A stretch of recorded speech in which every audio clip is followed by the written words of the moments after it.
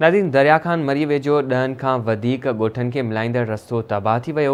ॻोठाणनि दाहियो आहे त चूंडियल नुमाइंदा वोट वठण बाद मुंहुं ई नथा कनि। वधीक तफ़सील सूं था वरियल सिंधी जी हिन रिपोर्ट में। दरिया खान मरी मेन बाईपास खां 10 खां वधीक ॻोठनि खे मिलाईंदड़ मेन रस्तो कई साल गुज़रण बावजूद न ठही सघियो। रोड जूं सहूलियतूं न हुजण करे बरसात तोणी रस्तनि में खॾा हुजण सबबि वाटर सप्लाई तोणी ॻोठ हाजी मेहरदीन ख़ासकेली, हाजी गुलाम रसूल मरी, ॻोठ फौजी रजब मरी, ॻोठ आचर खान मरी, ॻोठ नबी बख्श मरी, ॻोठ हाजी लाइक ख़ासकेली, ॻोठ अली बख्श ख़ासकेली, ॻोठ राधो खान ख़ासकेली समेत 10 खां वधीक ॻोठनि में 1500 खां वधीक घरनि जा रहवासी हिन जदीद दौर में भी गैस, बिजली, रस्ते ऐं स्कूल जहिड़ी बुनियादी सहूलियतुनि खां महरूम बणियल आहिनि। ॻोठाणनि आवाज़ टीवी सां ॻाल्हाईंदे चयो त ही तक़रीबन इन रस्तनि खे 100 साल थी वियो आहे। तो असो थियो आहे, असांखां केर बि पुछण कोन आयो त भाउ तव्हांखे कहिड़ी तकलीफ़ आहे, तव्हांखे ॾुख में हो सुख में हो कहिड़ी तकलीफ़ आहे। ये महिरबानी करे असांजो वज़ीर आज़म पाकिस्तान जनाब इमरान खान साहब खे रिक्वेस्ट आहे, अर्ज़ु आहे ऐं उन जी विसादत का साईं मुराद अली शाह साहब खे अर्ज़ु आहे ऐं ॿिया जेके वस वारा ऑफिसर आहिनि उन्हनि खे अर्ज़ु आहे त बिराए महिरबानी असांखे ही रस्ते जी सहूलियत ॾिनी वञे। असां वटि जेके बि आया आहिनि चङा त इहो ई असांखां वाइदो था कनि बिजली, रोड, रस्तो।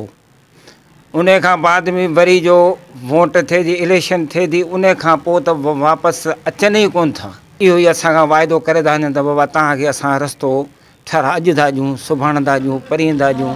बसि इहो ई कमु आहे। हे असांजो ॻोठ जेको आहे माना 15 खां 20 जेको आहे सो ॻोठ आहिनि ऐं उन खां पोइ असांजा उन में 500 खां माना 1000 ताईं घर आहिनि जेके असांजे शहर ईंदड़ वेंदड़ हिन रस्ते खां असांखे ॾाढी मुश्किलात थिए थी ऐं असांजो जेको आहे रोज़गार बि शहर ॾे ई आहे ऐं कब्रिस्तान में शहर जेको फोतगी वग़ैरह थिए थी त पोइ असांखे लाश खणी अचण में बि तकलीफ़ थिए थी। असांखे महिरबानी करे सोलिंग करे ठाहे ॾिनी वञे। सॼी ज़िंदगी हिन रस्ते खां गुज़री आहे। असां शहर दरिया खान मरीअ खां 2 किलोमीटर, 3 किलोमीटर, 4 किलोमीटर ताईं असांजा 8 ॻोठ आहिनि। उन 8 ॻोठनि में जेके बि नुमाइंदा ईंदा आहिनि इन गपुनि चिकुनि मां ईंदा आहिनि। मींहं जूं ॿकड़ियूं पवंदियूं आहिनि त असांखे वॾी तकलीफ़ ईंदी आहे। असांखे तमामु तकलीफ़ आहे। जेके बि ॻोठ आहिनि असांखे बिजलीअ जी, गैस जी असांखे तकलीफ़ आहे। ॻोठाणनि जूं ॻाल्हियूं ॿुधियूं। हुननि जो चवणु आहे त तक जा चूंडियल नुमाइंदा MNA ऐं MPA समेत UC चेयरमैननि वोट वठण बावजूद असांजे ॻोठनि खे नज़रअंदाज़ करे छॾियो आहे। असां वज़ीर आला सिंध सैयद मुराद अली शाह ऐं ॿियनि वस वारनि खां अपील था कयूं त असांजे ॻोठनि ॾे वेंदड़ मेन रोड जी सहूलियत सां गॾु ॿी बुनियादियूं सहूलियतूं ॾेई असांजूं तकलीफ़ूं ऐं परेशानियूं ख़तमु कयूं वञनि।